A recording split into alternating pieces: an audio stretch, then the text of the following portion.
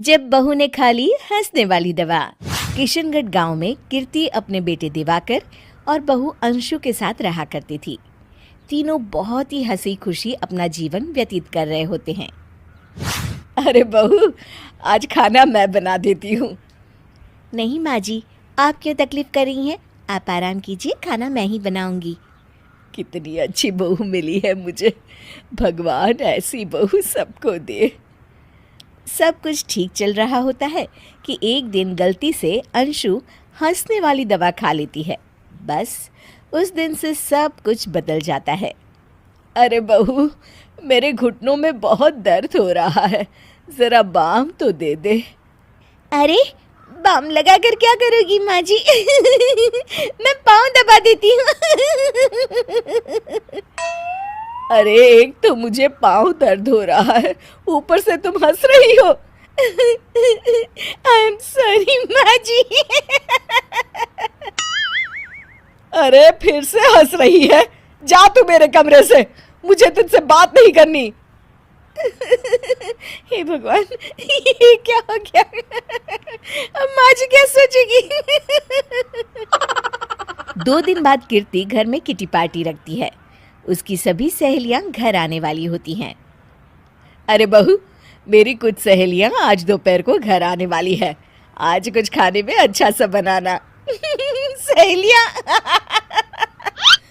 क्यों?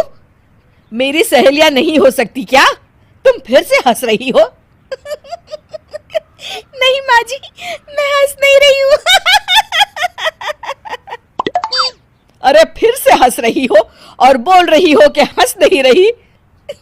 नहीं माँ जी, मैं तो तुम जाओ मेरे सामने से और किचन का काम कर लो, जाओ। दोपहर को कीर्ति की सभी दोस्त खाने पर आ जाती हैं। अरे वाह, घर तो बहुत सुंदर सजाया है कीर्ति। अरे मैंने कहा, ये सब तो मेरी बहू का कमाल है। अरे वाह, बड़ी गुनी है तुम्हारी बहू तो। हाँ हाँ, खाना भी अच्छा बनाया है। हाँ, बहुत ही गुनी है। तो हमको नहीं मिलवाओगी क्या, या छुपा कर रखोगी अपनी हीरे जैसी बहू को? अरे नहीं नहीं, अभी बुलाती हूँ। अंशु, ओ अंशु, बहू रानी। अंशु बाहर आती है। जी माँ जी। बहू, ये सब मेरी सहेलियां हैं, मिलो सबसे। नमस्ते आंटी। नमस्ते बेटा, बहू तो बहुत अच्छी मिली है तुमको, किस्मत वाली हो तुम। किस्मत वाली? अरे क्या हुआ? हंस क्यों रही हो? नहीं नहीं, मैं हंस नहीं रही हूँ।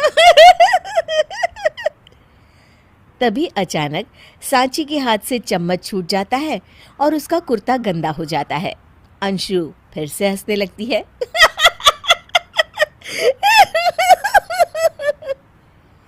इधर सब सहेलियां गुस्सा होकर चली जाती हैं। कीर्ति भी नाराज होकर अपने कमरे में चली जाती है। हे भगवान, ये मैंने क्या कर डाला? इस तरह से तो माँ जी और उनकी सहेलियां नाराज हो गई। अगले दिन, बहू, ओ बहू, किधर हो? जी माँ जी।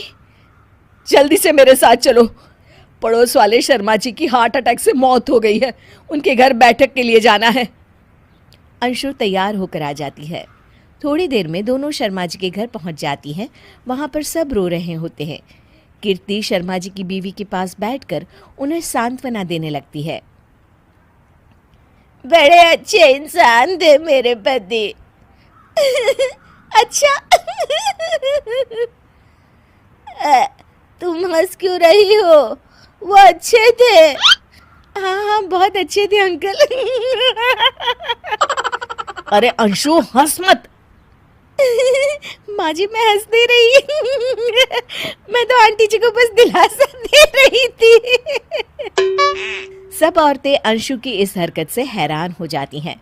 कीर्ति भी बहुत शर्मिंदा होती है और वो अंशु को लेकर फटाफट घर लौट आती है। अंशु, क्या हो गया है तुझे? हंस क्यों रही थी तू वहां पर? नहीं बाजी, मैं तो बस अरे तो फिर से हंस दी।